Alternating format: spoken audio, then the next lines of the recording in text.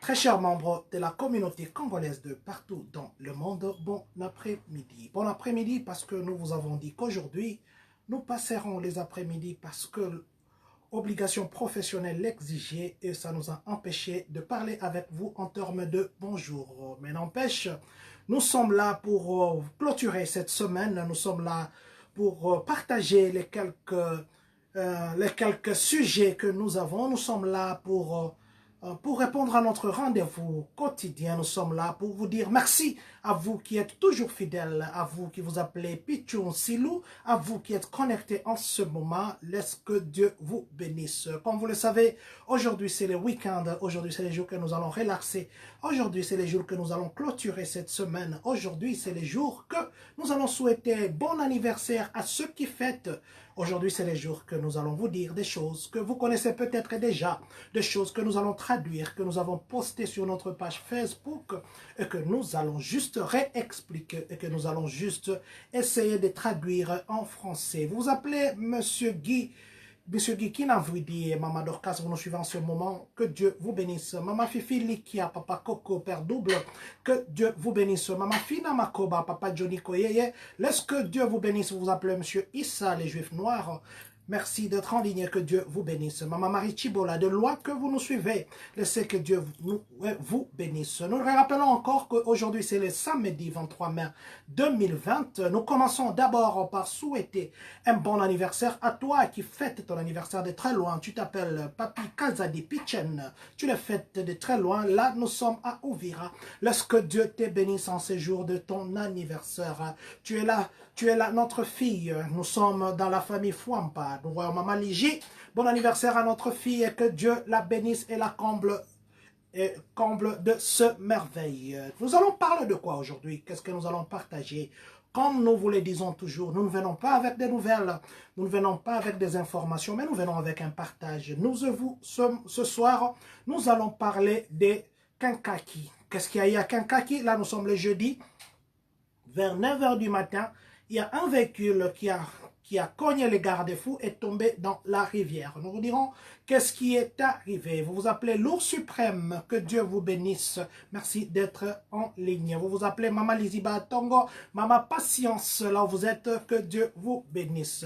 Je disais que nous allons parler de Kankaki où une personne est tombée dans l'eau au bord de sa voiture.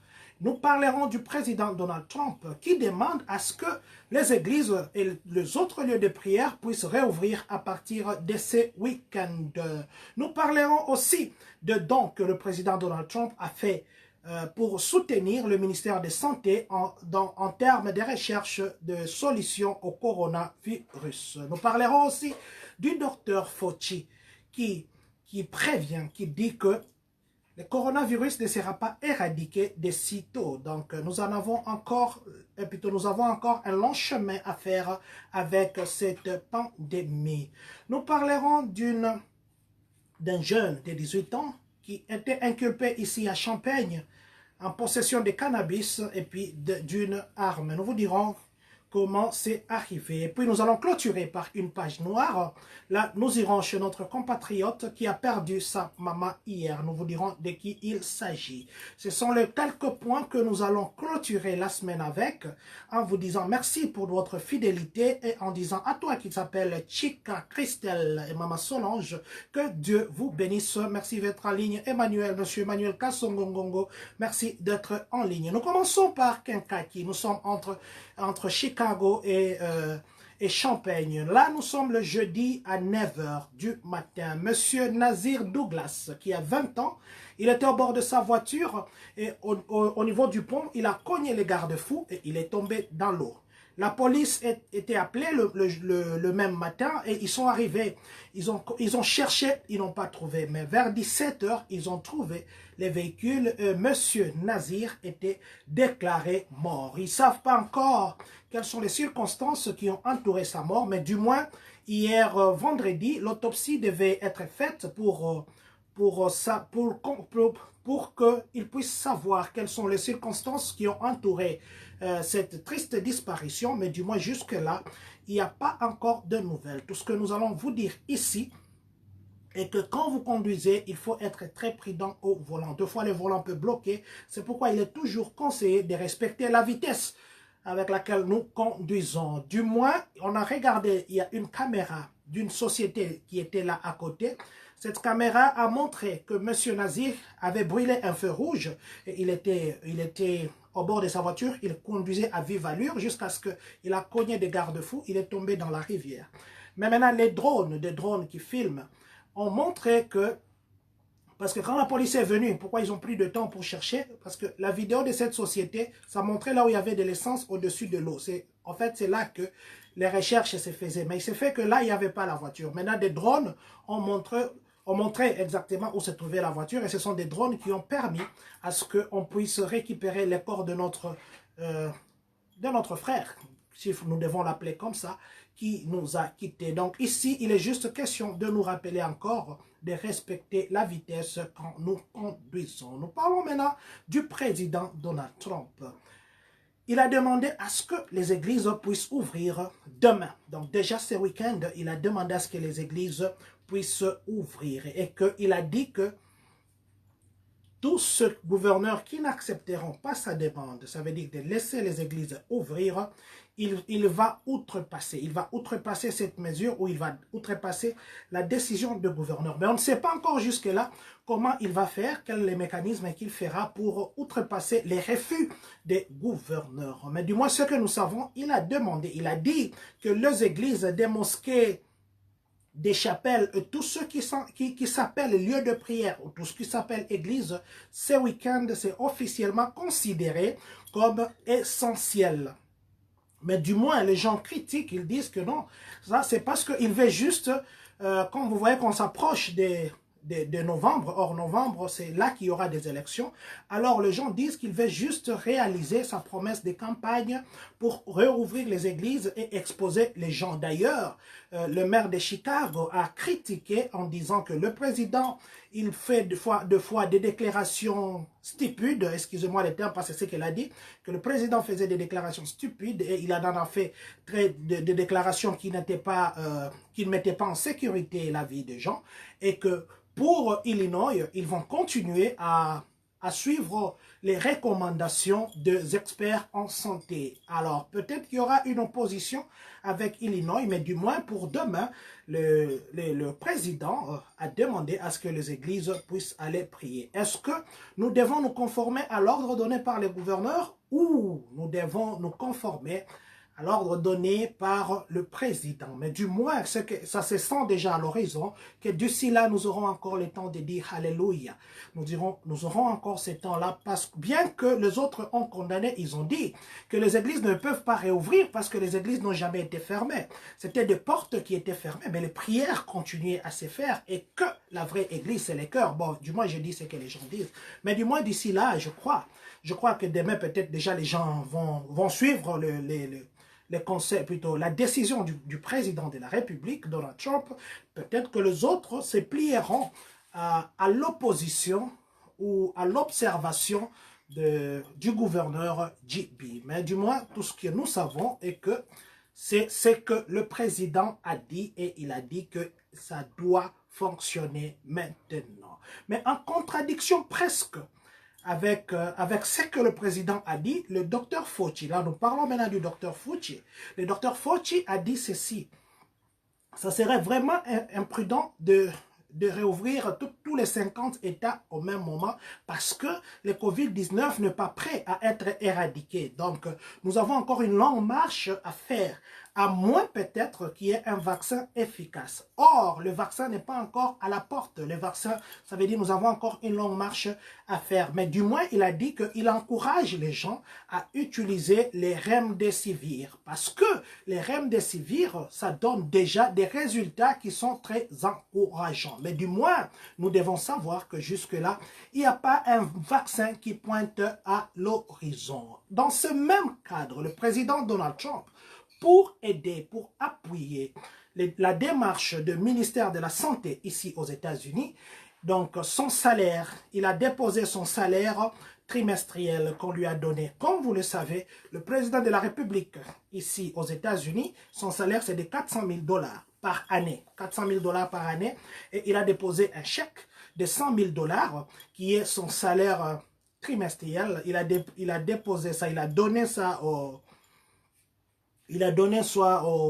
ministère de la Santé dans les efforts de soutenir les études qui peuvent amener au traitement du coronavirus. Nous allons encourager ce président qui, je sais que 100 000 $ pour lui, ce n'est rien, mais du moins, il a fait un geste qui est louable. Et nous encouragerons aussi le président des autres pays d'emboîter le pas. Nous savons que c'est difficile dans d'autres pays, surtout africains, de savoir combien le président touche parce que il y en a des individus qui ont l'argent au-delà de ça. Mais du moins, c'est toujours bien de savoir combien nos dirigeants touchent. Et ça encourage les autres à faire mieux.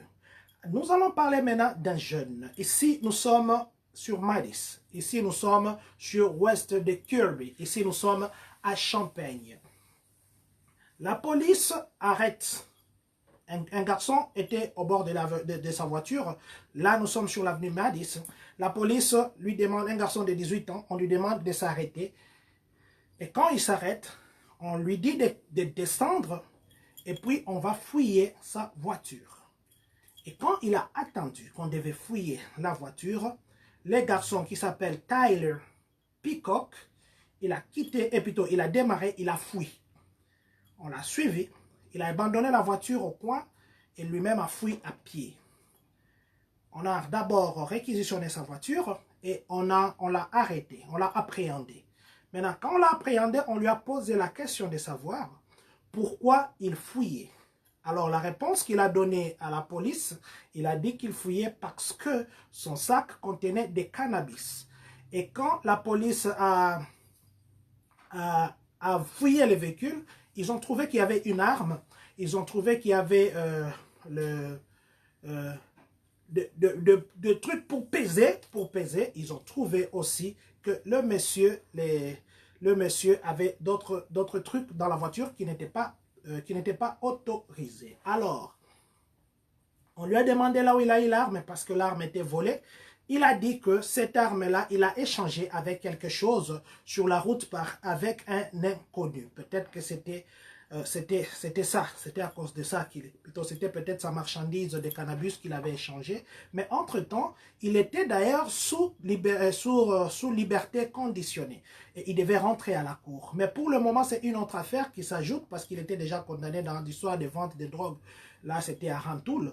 Donc là, ça vient encore s'ajouter. Si jamais on le condamne parce qu'il doit rentrer à la cour le 7 juillet. Si jamais la cour prononçait coupable, il risque entre 6 et 30 ans de prison avec une amende de 250 000 $. Ça s'est passé ici chez nous à Madis. Là, nous sommes au croisement, et plutôt ici, et les garçons, lui, habitent sur Kirby, mais la police l'avait arrêté, c'était sur Madis. Et il habite au bloc 2600 de l'ouest Kirby, ici à Champagne. Ça, c'était ce qui concerne Tyler Peacock. Parlons maintenant de la page noire, parce que c'est là que nous allons terminer aujourd'hui. La page noire, vous savez que ces derniers temps, nous parlons, il y a un compatriote qui est Blaise Ngodila, qui a perdu sa mère et son père à l'intervalle d'un jour. Aujourd'hui, ce monsieur Hippo Mbungu, le couple Hippo et Maman Gladys, qui vient encore de perdre la maman. Donc, qui est belle-mère. La belle-mère à Madame Gladys est mère de monsieur Hippo. La maman nous a quittés hier, c'était le 22 mai. C'est au Congo qu'elle nous a quittés. Elle a souffert pendant très longtemps. Et le Seigneur a décidé de la rappeler.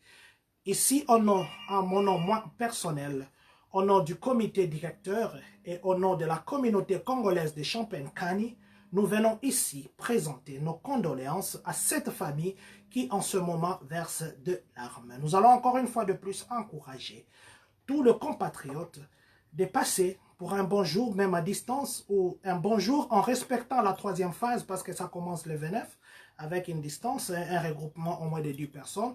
Donc, nous encourageons tout le monde d'aller présenter ses condoléances à la famille de notre frère Hippo, que beaucoup de gens d'ailleurs connaissent, et notre sœur Gladys. Vous étiez en ligne, vous vous appelez coach Ave Lokosa et Loseko.